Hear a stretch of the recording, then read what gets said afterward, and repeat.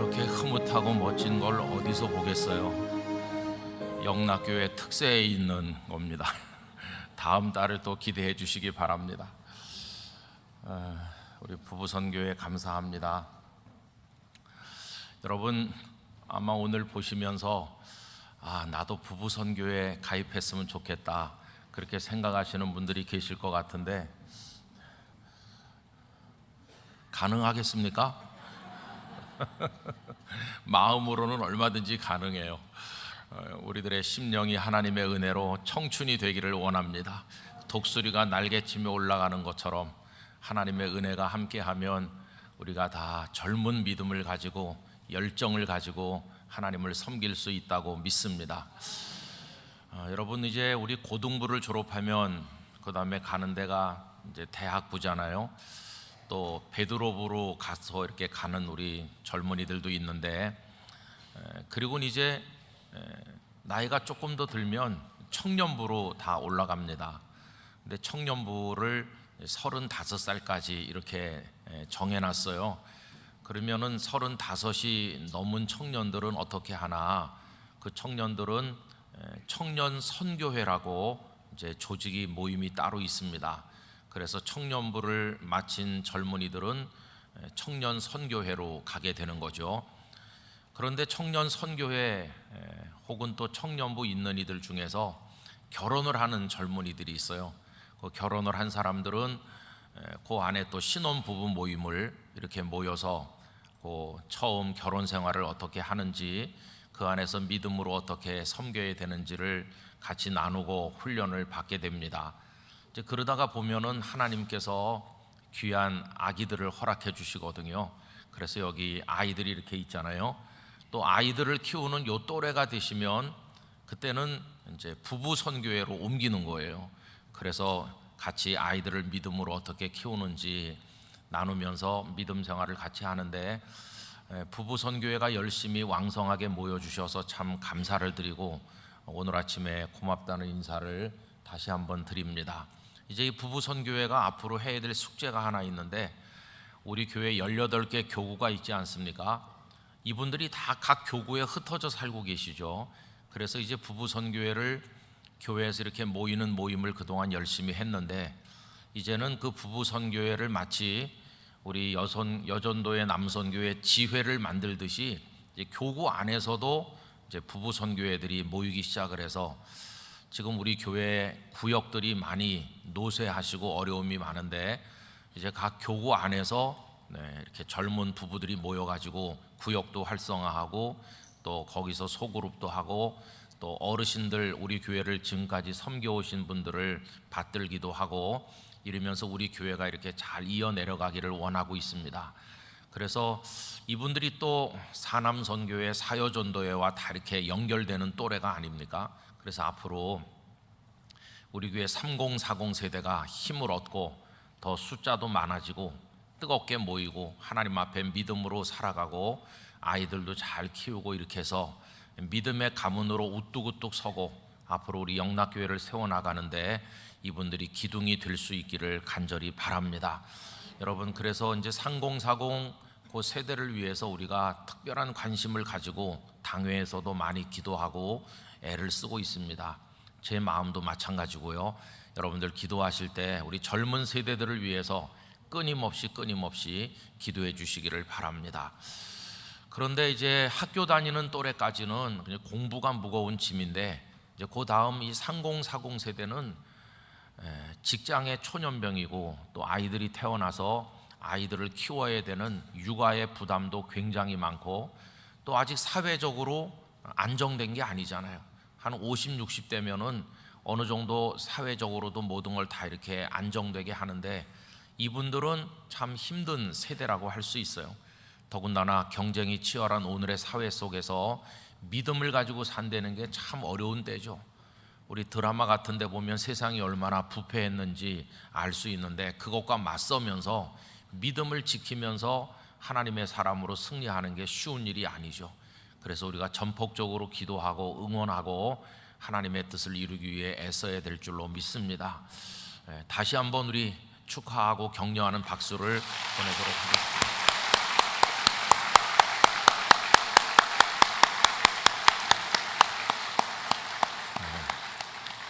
오늘도 주차 안내해 주시고 또 식사도 제공해 주신 가정이 있으시고 주방에서 준비하는 분들도 계시고 다 감사드립니다. 하나님의 은총을 기원하고요. 여러분 참 시간이 빠르죠. 2023년이 벌써 9달을 지나고 이제 10월을 맞이했습니다. 하나님께서는 어려운 중에서도 우리에게 은혜를 베푸셔서 꽃피고 아름다운 봄도 지나게 하시고 유난히 무덥고 비도 많이 오던 여름도 통과하게 하시고 이제는 오곡백과가 결실하는 이 가을을 맞이하게 하셨습니다. 모든 때가 하나님의 은혜의 때였고 하나님의 사랑의 시간이었다고 믿습니다. 하나님께 감사하는 마음을 우리 모두가 가지기를 원합니다. 우리 인생도 그렇죠. 이 가운데는 봄 같은 때를 살고 계신 분도 계시죠. 여기 우리 봄 같은 때를 살고 있어요. 그런가 하면 여름 같은 때를 사는 분도 계시고 지금 인생의 결실을 많이 거두시는 가을을 맞이하신 분도 계실 거예요. 그런가 하면 이제 춥고 힘든 겨울을 맞이하듯 생애를 맞이하는 분들도 계실 것입니다.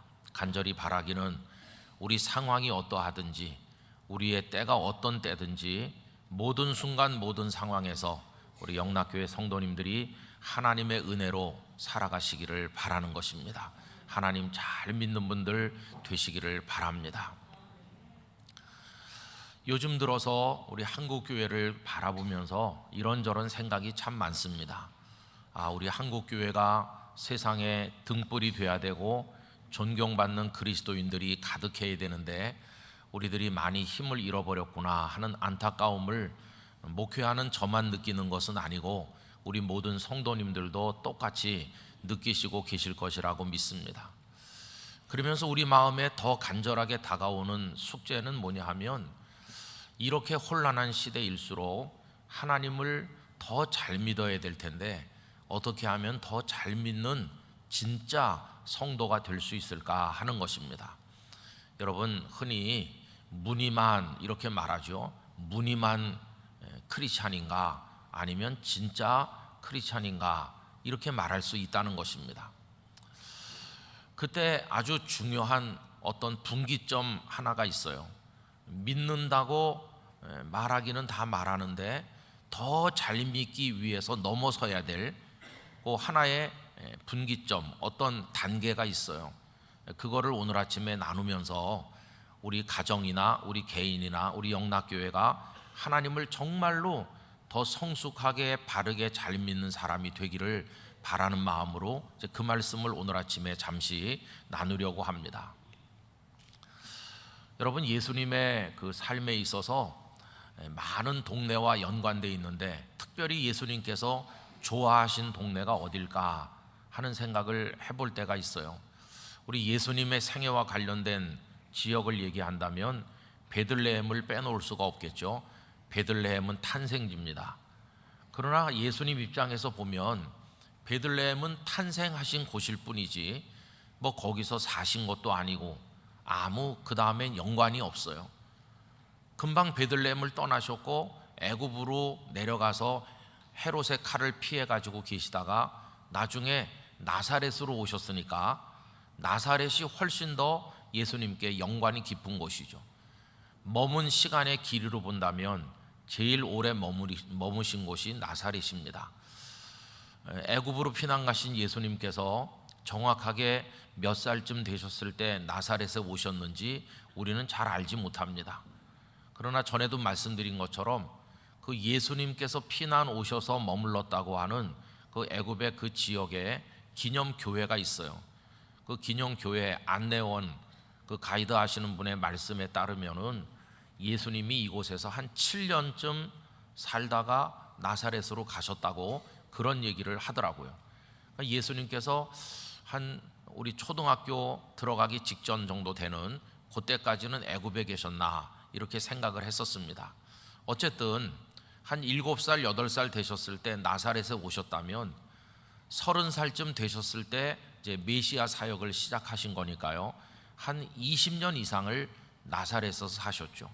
양부 요셉이 목수 일을 했고 예수님도 목수의 일도 하신 것으로 생각이 되고 가장 오래 머무신 곳이 나사렛이죠.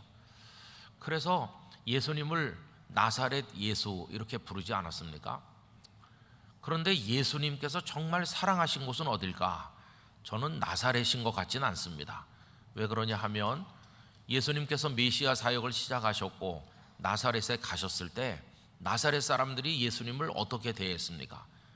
어느 날 회당에서 말씀을 전하셨는데 사람들은 예수님을 낭떠러지로 끌고 가서 돌을 던져서 밀쳐서 떨어뜨려서 죽이려고 했어요. 그러니까 고향 사람들이나 마찬가지인데 그들이 예수님께 보인 반응은 너무나도 적대적이었어요. 예수님을 존중하기는커녕 그 아버지, 그 어머니, 그 동생들 이러면서 저 예수가 아무개가 아니냐 이렇게 인간적인 눈으로만 바라보면서 예수님을 죽이려고까지 했어요. 참 그 대목에선 이해가 안 되죠, 그죠? 아니 한 동네에서 몇십 년을 살았는데 아마 그 예수님에게 어떤 나무로 된 물건을 만들어 달라고 부탁했던 주민들도 있을지도 몰라요. 아래 윗집에서 오손도손 살았을 텐데 아니 어떻게 그렇게 사람들이 살벌하게 변할 수가 있나. 그래서 이런 말씀이 있죠. 그들의 믿지 않음을 이상하게 여기셨다. 참 이상한 사람들이야. 이게 예수님께서 나사렛 사람들을 향한 마음이셨어요. 요즘식으로 말하면 정이 뚝 떨어진다. 내가 여기서 잘하긴 했지만 진짜 정이 뚝 떨어진다. 이런 생각을 하셨을 것 같아요. 그래서 예수님께서는 그 메시아 사역을 시작하실 무렵에 나사렛을 떠나셨어요. 나사렛을 떠나시고 마태복음 4장에 보면 가버나움으로 이주하셨다는 것을 알 수 있어요. 여러분 가버나움은 바로 갈릴리 호수를 끼고 있는 그런 곳이죠. 굉장히 번성했던 곳이고 그곳에는 회당이 유명했고 그리고 로마에 주재하는 군인들도 그곳에 있었고 굉장히 활발한 곳이었어요.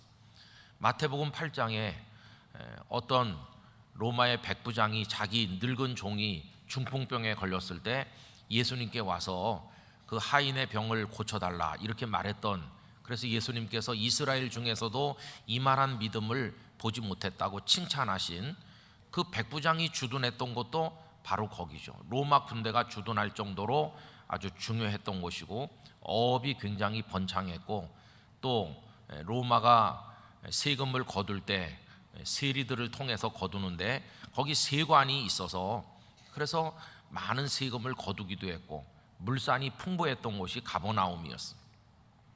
그리고 우리가 아는 대로는 예수님의 그 수제자가 된 베드로의 가족도 거기 살고 있었어요. 여러분 오늘 누가복음 4장을 읽었는데 그 앞에 보면 예수님께서 시몬의 장모를 고쳐주시는 말씀이 나오거든요.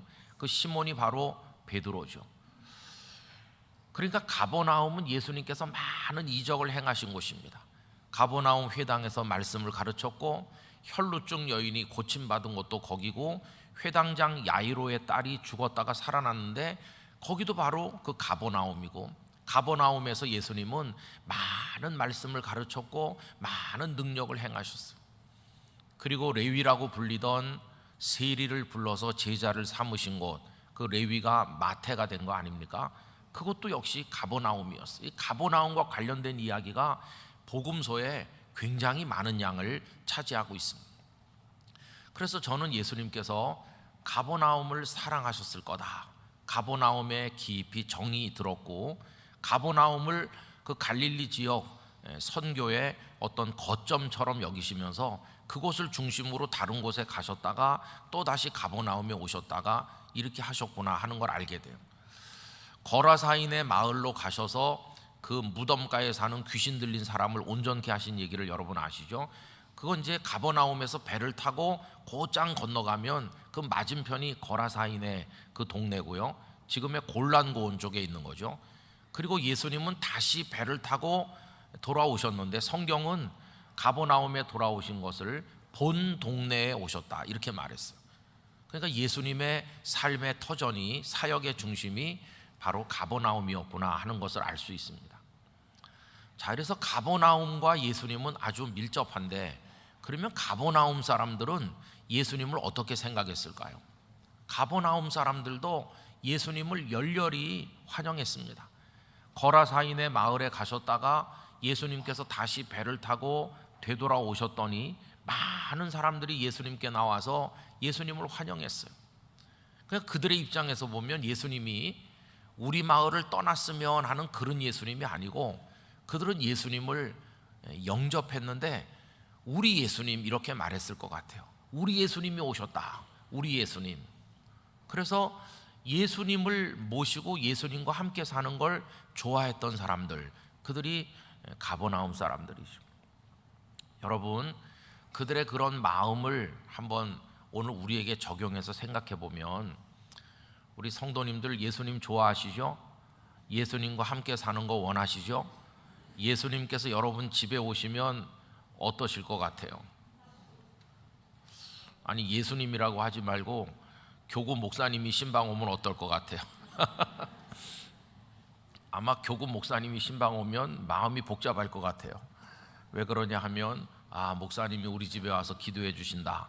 그래서 반가운 생각에 청소도 하고 또 뭐 이렇게 대접할 것도 준비하고 환영할 것 같아요. 그런데 교구 목사님이 집에 안 가고 계속 있으면, 나 여기서 좀 살면 안 돼요? 그러면 아마 좀 마음이 복잡하실 것 같아요. 근데 예수님은 어떨 것 같습니까? 예수님은요, 다른 분들하고 달라요. 예수님이 우리 집에 계시고 우리 교회에 계시고 우리 마을에 계시면 이건 뭐 최고인 것이에요. 왜 그러냐 하면 예수님은 우리의 모든 문제를 해결해 주시잖아요. 여러분, 오늘 읽은 본문 앞으로 한번 가보실까요? 오늘 42절부터 읽었는데 거기 38절부터 쭉 보면 이렇습니다. 예수께서 일어나 회당에서 나가사 시몬의 집에 들어가시니 시몬의 장모가 중한 열병을 앓고 있는지라 사람들이 그를 위하여 예수께 구하니 예수께서 가까이 서서 열병을 꾸짖으신데 병이 떠나고 여자가 곧 일어나 그들에게 수종드니라. 예수님이 같이 계시니까 열병에 걸린 시몬의 장모도 깨끗하게 났어요. 그 다음에 또 보시면 40절 41절 같이 읽을까요? 해질 무렵에 사람들이 온갖 병자들을 데리고 나오매 예수께서 일일이 그 위에 손을 얹으사 고치시니 여러 사람에게서 귀신들이 나가며 소리질러 이르되 당신은 하나님의 아들이시니이다. 예수께서 꾸짖으사 그들이 말함을 허락하지 아니하시니 이는 자기를 그리스도인 줄 알미러라. 그러니까 시몬의 장모만 고침을 받은 게 아니고 많은 사람들이 다 예수님께로 데리고 와서 고침을 받고 귀신이 쫓겨나가고. 그러니까 우리 예수님이죠. 우리 예수님은 절대 다른 데 가시면 안 된다. 우리 마을에 같이 계셔야 돼. 우리가 예수님을 잘 모셔야 돼. 그래서 예수님과 함께 지내면서 아픈 사람도 고침받고 가르침도 받고 우리 예수님 모시고 살자. 여러분, 이 분위기가 얼마나 좋아요. 마치 어떤 목사님이 조그만 교회 가서 목회를 시작했는데 성도들이 목사님을 너무 사랑하면서 우리 목사님 그러는 거나 비슷하죠. 그죠? 예수님이 가버나움에서 사람들이 다 붙들고 아무 데도 가시지 마세요. 우리와 같이 계셔 주세요. 이렇게 환영받으셨던 모습을 볼 수 있어요. 자, 그런데 이제 오늘 본문으로 오면 그렇게 그 전날 저녁에 사람들이 많이 와서 고침받고 그랬는데 이제 그날 밤이 지나고 그 다음 날이 된 겁니다. 여러분, 오늘 본문 42절 와보세요. 날이 밝음에 이제 각자 다 집에 돌아가서 잤을 거 아니겠어요? 그리고 날이 밝자마자 사람들이 또 예수님을 찾아오는 거예요. 그런데 이게 어떻게 된 일입니까? 예수님이 안 보이시는 거예요. 42절 다 같이 읽읍시다. 날이 밝음에 예수께서 나오사 한적한 곳에 가시니 무리가 찾다가 만나서 자기들에게서 떠나시지 못하게 만류하려 하매. 자, 예수님 잘 주무셨는가? 우리 한번 가보자. 예수님께 가서 인사도 드리고, 그래서 예수님을 찾았는데 안 보이시는 거예요. 그 이유가 뭡니까? 예수님은 일찍 날이 밝자마자 한적한 곳으로 가셨어요. 여기 한적한 곳이라고 번역된 그 단어는 광야라고 번역될 때 쓰는 바로 그 단어입니다. 그러니까 가버나움 마을에 집들이 많이 있고 사람들이 복작복작 살고 있는데 예수님은 아침에 일찍 일어나셔서 그 동네 바깥에 외곽으로 집들이 없는 그런 곳으로 나가셨는데 거기가 한적한 곳이라고 표현했어요. 여러분, 예수님이 바깥으로 나가셨을 줄 사람들은 알지 못하고 찾아다니는 거죠. 아니, 예수님이 어디 계시나 이러면서 찾다가 그 한적한 곳까지 가서 예수님을 만났어요. 그래서 만나서 그들이 뭐라고 얘기하는 겁니까? 아니, 예수님 왜 이쪽까지 나오셨습니까? 우리 마을을 떠나시려고 합니까? 그러시면 안 됩니다. 이렇게 하는 거죠. 그래서 예수님께서 떠나시지 않도록 만류하려고 했는데 고마운 사람들이죠. 당장 떠나라 이렇게 하지 않고 예수님의 옷자락을 붙드니까 참 고마운 사람들이죠. 예수님 입장에서는 너희들 때문에 내가 힘이 난다, 이렇게 나한테 잘해주다니 고맙다, 이럴 수 있는 상황 아닙니까? 그런데 그 다음 절이 이제 중요한 거죠. 여러분, 그 다음 절 다 같이 읽겠습니다. 예수께서 이르시되 내가 다른 동네들에서도 하나님의 나라 복음을 전하여야 하리니 나는 이 일을 위해 보내심을 받았노라 하시고. 아멘. 그 앞절에 예수님을 붙들면서 예수님을 떠나시지 못하게 하는 사람들의 모습이 훌륭하잖아요. 예수님을 좋아하고 예수님을 사랑하잖아요. 우리가 오늘날 예수님을 믿을 때 그렇게 믿으면 잘 믿는다 그래요. 야, 예수님을 사랑하는구나, 예수님을 모시고 사는구나, 예수님과 함께 살길 원하는구나, 예수님을 잘 믿는 사람이야, 이렇게 생각하잖아요. 그런데 아까 제가 예수님을 정말 잘 믿으려면 그 한 분기점을 넘어서야 된다고 그랬잖아요. 한 단계 더 올라가야 된다고 말씀드렸잖아요. 그게 뭐냐 하면 43절인 것이에요. 예수님은 그들의 만류를 거절하셨어요. 그들 말대로 그래 다시 마을로 들어가자 이렇게 들어가신 게 아니에요. 그게 예수님의 생각이 사람들의 생각과 조금 다른 거죠. 그러면 예수님께서 그들의 청을 거절하실 때 싫어서 거절하신 건 아니에요. 나는 너희들이 싫어, 다시는 너희들을 만나지 않겠어, 그런 건 아니에요. 가버나움 사람들을 사랑하시고 가버나움 사람들을 좋게 여기시지만 그러나 거절하시는 거예요. 거절하시는 이유는 뭐냐 하면 더 높은 목적과 가치가 있기 때문인데 그 더 높은 목적과 가치가 뭡니까? 하나님의 나라의 복음을 전해야 된다는 것이에요. 주님의 목적은 하나님 나라에 있다는 것을 분명히 말씀하는 거죠. 3절을 다시 한번 제가 읽어드립니다. 내가 다른 동네들에서도 하나님의 나라 복음을 전하여야 하리니 나는 이 일을 위해 보내심을 받았노라. 지금 예수님은 가버나움 사람들이 싫어서 떠나시는 게 아니고 그들을 사랑하시지만 고맙게 여기시지만은 하나님 나라 복음을 전해야 된다고 하는 내가 이 일을 위해서 왔다, 그 사명을 위해서 지금 떠나신다는 거예요. 그럼 여러분, 이 가버나움 사람들이 해야 될 일이 뭡니까? 아, 그렇구나. 우리는 눈앞의 일밖에 몰라.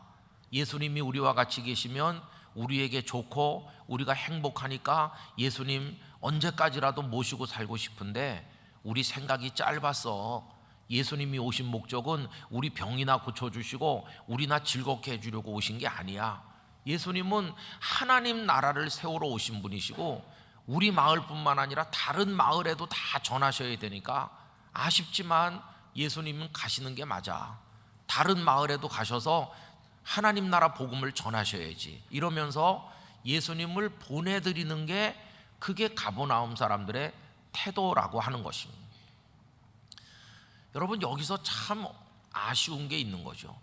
예수님이 우리 마을에 계속 계시면 아픈 사람 언제나 고침받고 좋은 말씀도 듣고 좋을 텐데 예수님을 떠나보내면은 얼마나 이게 아쉽겠어요. 그러나 더 높은 가치를 위해서 하나님 나라를 위해서 예수님은 가셔야 되는 거고 그들은 예수님을 보내드려야 되는 거죠. 여러분, 예수님을 좀 더 잘 믿는 사람이 돼야 된다는 생각을 늘 하면서 왜 그게 잘 안 될까? 이런 고심을 저도 많이 하고 있어요. 우리가 가버나움 사람들 정도까지는 하는 것 같아요.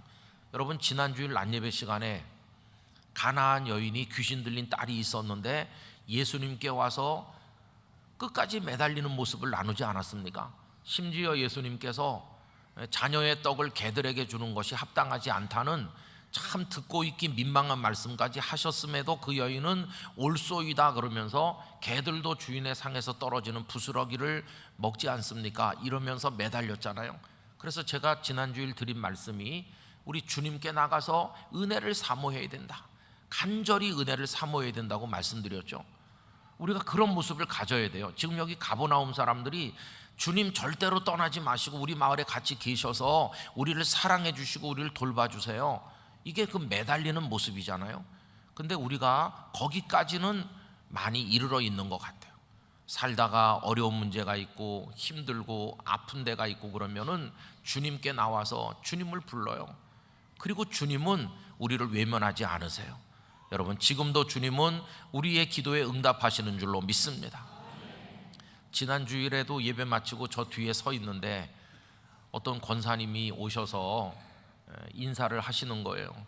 목사님, 저 기억하시겠어요? 그러면서 몇 달 전에 온몸이 많이 아파서 저 뒤에서 기도 우리 같이 했는데 하나님이 이렇게 많이 낫게 해주셔서 그래서 오늘 이렇게 기쁨으로 우리 친구들하고 같이 목사님 만나서 인사한다고 그래요. 여러분, 지금도 사모하는 이에게 하나님의 은혜를 주시는 겁니다. 저는 우리 영락교회 성도들이 주님의 은혜를 받으시기를 축원합니다. 그 어떤 문제든지 주님 앞에 들고 나와 해결을 얻으시기를 바라요.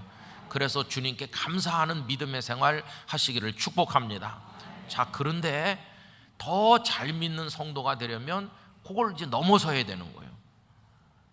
내가 간절히 바라고 내가 간절히 사모하는 뭔가가 있어서 그걸 들고 나가서 주님 앞에 아뢰는 게 중요한데, 이제 그걸 넘어서야 되는 건 뭐냐 하면은 눈을 더 크게 떠야 된다는 것이. 이제 무엇으로 우리의 눈을 돌려야 될까요? 나의 필요, 나의 욕구, 내 문제, 나 좋은 거, 나 중심으로 이루어지는 자칫하면 이기적인 욕심으로 변질될 수 있는 그런 차원에서 주님을 찾는 걸 이젠 뛰어넘어서 우리는 하나님 나라를 바라봐야 된다는 거예요. 하나님 나라. 주님이 이 땅에 오신 목적이 하나님 나라 복음을 위해서 오신 것이라고 내가 이를 위해서 왔노라 분명히 말씀했으니까 우리도 이제는 시야를 넓혀서 내 안타까운 것을 위해 주님을 부르던 그런 좁은 신앙에서 이제는 뛰어넘어서 하나님 나라를 위해 살겠습니다, 그런 단계로 믿음이 성숙해 가야만 하나님을 잘 믿는 성도가 될 수 있다는 거예요. 그래서 이 사람들이 예수님을 떠나 보내잖아요. 다른 마을들로 가셔서도 전하셔야 된다. 그 예수님은요, 그 오늘 읽은 말씀 중에 마지막 절을 보세요. 갈릴리 여러 회당에서 전도하시더라. 뭘 전도하셨을까요? 하나님 나라 복음을 전도하는 거죠. 그러면 예수님 입장에서 어떤 게 좋아요? 가버나움에서 대접받으시면서 예수님을 향해 박수를 치는 사람들하고 같이 있으면서 그들과 편안하게 계시는 게 예수님께는 훨씬 더 좋을 수 있는 거죠. 그런데 그렇게 반기는 사람들을 뒤로 하고 떠나서 이 마을 저 마을, 어떤 마을에서는 냉대하고 어떤 마을에서는 앉을 자리도 드리지도 않는데 그런 차가운 반응을 다 받으시면서 터벅터벅 걸어 다니시는 게 얼마나 고단하겠어요. 고단하지만 예수님은 편안함을 위해 오신 분이 아니시기 때문에 고난을 겪고 어려움을 겪으시면서도 하나님 나라를 위해서 한 발자국씩 전진해 나가시는 그 모습을 보여주시는 거예요. 여러분, 주님이 우리에게 원하시는 신앙의 모습은 뭘까요? 너희들 아쉽고 힘든 거 있으면 내게 와라. 그래서 나한테 좋은 거 받아가서 행복하게 살아라, 잘 살아라. 이게 주님이 오신 목적이 아니에요. 주님은 우리가 주님과 함께 걸어가기를 원하십니다. 함께 고난 받기를 원하시고 함께 무거운 짐을 지기를 원하시는 거예요. 그래서 수고하고 무거운 짐진 자들을 부르시면서 그 짐을 내려놓게 하시지만 그 다음에 보면 멍에를 메라고 말씀하시잖아요. 내 멍에는 쉽고 가볍다고 하시면서 다른 거 하나를 우리 어깨에 지워주시잖아요. 그리고 마태복음 16장 24절에서는 나를 따라오려거든 자기를 부인하고, 그리고 뭘 하나 지라고 하십니까? 자기 십자가를 지고 나를 따르라고 하시잖아요. 여러분, 우리가 열심히 기도도 하고 하나님 앞에 이렇게 하는데 왜 좀 더 성숙한 믿음에 도달 못하고 언제나 거기 걸려 있을까? 이유가 그겁니다. 우리 신앙은 거의 대부분의 경우가 이기적인 나중심의 욕망에 붙들려 있어서 그래요. 그래서 내가 하나님 앞에 눈물로 기도했더니 하나님 내 소원 들어주시더라, 하나님 최고, 여기까지는 갈 수가 있는데, 그런데 내가 하나님 나라를 위해서 나의 욕심을 버렸어요. 이거는 참 어려운 거예요. 그거를 할 수 있어야 주님을 따르는 제자가 될 수 있다는 것이. 여러분, 가버나움 사람들이 좋은 사람들로 보이잖아요. 예수님을 좋아하고 예수님이 함께 있길 원하잖아요. 그러나 잘 아셔야 됩니다. 가버나움 사람들이 예수님을 아무리 사랑하고 좋아하고 반겼어도 그들이 하나님 나라 복음의 일꾼이 된 건 아니에요. 그들은 그렇게 예수님과 헤어졌어요. 그러면 예수님과 함께 사막을 걷고 광야를 통과하고 여리고를 거쳐서 예루살렘을 따라 올라가서 나중에 다 각자의 골고다를 향해 올라간 사람들이 누굽니까? 제자들이죠. 제자들만이 하나님 나라 복음을 위한 일꾼이 된 것이. 주님은 우리가 오늘날 가버나움 주민으로 살기를 원하시는 게 아니라 당신을 따르는 제자가 되기를 원하시는 것이. 그래서 우리는 예수님을 따라가는 제자의 반열에 속해야 되는 것입니다. 가버나움 주민으로만 머물면 안 돼요. 나도 옛날에 예수님을 통해서 은혜를 받은 적이 있어요, 그러면서 예수님 잘 다녀오세요, 이렇게 머물면 안 돼요.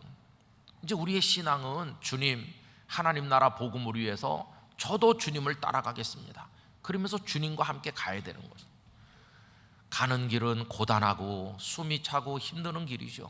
그 뜨거운 때압볕 아래서 여리고를 통과해서 예루살렘으로 올라가는, 고도를 1000m나 높여서 숨이 턱턱 막히는 그 날씨에 올라가는 걸음이 얼마나 힘들겠어요.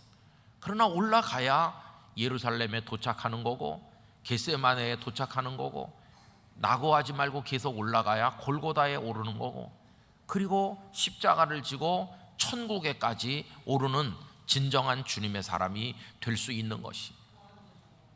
저는 우리 영락교회가 그런 교회가 되기를 원하고, 우리 성도들이 그런 믿음에 도달하시게 되기를 진심으로 축원합니다.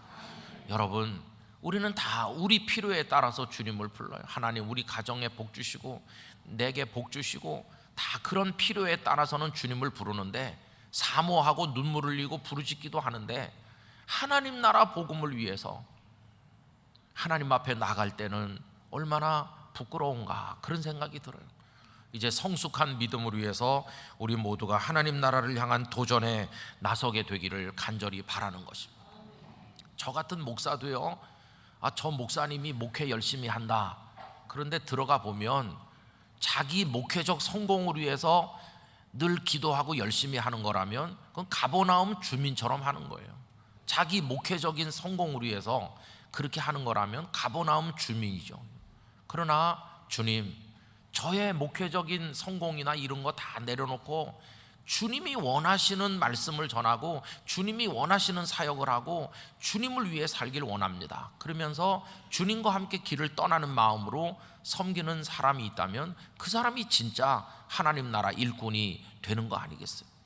이제 그런 단계로 우리가 나가야만 될 거라는 것입니다. 그런데 우리 마음은 자꾸 흔들려요. 어떤 때는 주님 따라가야지 그렇게 생각했다가도 어떤 때는 나는 가버나움에서 눌러 앉아 있어야지 또 그렇게 생각해요. 여러분, 이 마음을 다스리는 비결이 뭘까요? 딱 하나입니다. 우리 영락의 성도들이 깊이 기도하는 분들이 되시기를 바랍니다. 주님이 날이 밝음에 한적한 곳으로 가셨다. 그 한적한 곳에서 우리 예수님 뭐 하셨을까요? 다른 게 아니라 늘 기도하시는 거예요. 예수님은 사람 몸을 입고 이 땅에 오셨는데 예수님의 마음속에도 유혹이 많은 것이죠. 그래서 사람들이 막 박수하면서 우리 예수님을 모시겠습니다, 우리의 임금이 되어주세요, 그러면 그렇게 되고 싶은 유혹이 있는 거 아닙니까? 그러나 예수님은 늘 한적한 곳에서 홀로 기도하심을 통해서 내가 이 땅에 온 목적은 저들에게 박수 받으러 온 게 아니지. 나는 메시아로서 생명의 길을 열고 하나님 나라 복음을 위해서 온 것이지. 흔들리지 않고 당신의 가야 될 길을 거기서 확인하고 또 확인하면서 성부 하나님과 교제하신 것이. 여러분, 우리 성도들이 살아있는 믿음의 생활을 하기 위해서는 반드시 기도하는 시간이 있으셔야 되고, 기도를 통해 자기를 부인해야 되는 것이고, 욕망을 떨쳐버리고 그 시간에 결단하셔야 되는 것이고, 하나님 나라 복음을 위해 여러분의 가정과 일터와 우리 교회를 하나님께 드리는 마음으로 살아가실 수 있기를 바라는 것입니다. 그렇게 해야 되는 것이죠.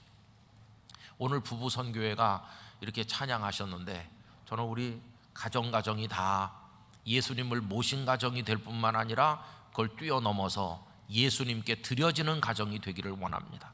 주님, 하나님 나라 복음을 위해 우리 부부를, 우리 아이들을 받으시옵소서. 하나님 나라를 위해 우리 영락교회를 받으시옵소서. 이렇게 할 수 있어야 되는 거죠. 그래서 신앙생활의 과정은 치열한 영적 싸움이고 자기와의 싸움인데, 내 욕구 중심으로 하나님을 부를 것인가 하는 이거하고, 나를 부인하고 하나님 나라 복음을 위해 하나님께 나를 드릴 것인가 하는 이 둘 사이의 충돌이 계속 일어나는 거라고 얘기할 수 있습니다. 여러분, 하나님 나라는 어디에 이루어져야 될 것인가 할 때 우리 마음속에, 여러분의 가정에, 우리 영락교회에 이루어져야 된다고 믿습니다. 여러분, 가버나움 사람들이 하나님 나라를 구축한 것은 아니에요. 따라가는 제자들이 하나님 나라를 세워나간 것이라면 우리도 그 대열에 서야만 되는 것이죠. 안타까운 것은 그동안 한국교회가 많이 모이기도 했고, 또 기도해서 능력도 받았다고 했고, 하나님의 은혜를 체험했다고 자랑도 많이 했어요. 그런데 상당 부분이 우리는 가버나움 주민처럼 했어요. 근데 이제는 다 내려놓고 주님의 진짜 복음의 말씀을 따라서 하나님 나라를 위해서 출발할 때가 됐다고 말할 수 있습니다. 우리의 욕구를 다 내려놓고 이제는 우리의 기도가 성숙하기를 원합니다. 하나님 나라를 위한 기도가 되길 원하고, 하나님 나라를 위한 헌신이 되기를 간절히 바라는 것입니다. 여러분, 이게 하나님 나라 백성의 모습이에요. 아우구스티누스는 신의 도성이란 책에서 땅의 나라의 백성과 하나님 나라 백성의 차이를 간단하게 말했습니다. 땅의 나라 백성은 자기 사랑 중심으로 산다. 아모르 수이라고 얘기했어요. 그러나 하나님 나라 백성은 아모르 데이로 산다. 하나님을 사랑하는 것입니다. 여러분, 우리는 우리 자신을 욕망으로 사랑함으로써 잘 살 수 있는 게 아니라, 우리는 하나님을 사랑함으로써 하나님이 우리를 사랑해 주심으로 우리가 잘 살게 되는 줄 믿습니다. 내가 나를 사랑하는 사랑이 아니라, 하나님, 나는 하나님을 사랑하겠습니다. 그러면 하나님이 나를 사랑해 주시는 거예요. 그 사랑이 진짜예요. 내가 나를 사랑하는 사랑은 보잘것없는 사랑이지만, 내 보잘것없는 사랑을 주님께 드리면 주님이 나를 사랑해 주셔서, 그래서 내가 사는 거예요. 이게 하나님 나라 백성의 승리의 원리인 줄로 믿습니다. 우리가 그런 마음으로 하나님 중심으로 하나님 나라 복음을 위해, 여러분 80주년 이것도 우리가 개척교회를 하고 여러 가지 일들을 하게 될 텐데, 그 모든 게 다 하나님 중심으로 이루어지기를 원하는 것입니다. 여러분, 오늘 아침에 드린 말씀은 대단히 중요한, 우리 신앙을 더 온전하게 성숙시키는 그 분기점에 관한 말씀을 드린 건데, 이제는 하나님 나라 복음을 붙드시고 그 가치에 따라 결단하면서 살아가시는 영락의 성도들 되시기를 간절히 축원하고, 이 10월 한 달 동안 그런 하나님 나라의 질서가 여러분의 가정에 이루어지시기를 간절히 기원합니다. 기도하겠습니다. 아버지 하나님, 오늘 아침에 어려운 이야기를 나누었습니다. 우리들은 주님을 부르며 주님께 나와서 우리의 가려운 데를 긁어달라고 하고, 아픈 거를 해결해 달라고 하고, 부족한 거 채워달라고 하고, 우리 예수님 좋아요 이렇게 말하면서 그동안 주님과 함께 사는 삶을 신앙의 전부인 줄로 알았습니다. 아버지 하나님, 그러나 이제 우리가 거기서 한 단계 더 나가기를 원합니다. 하나님 나라의 가치를 위해 살기를 원합니다.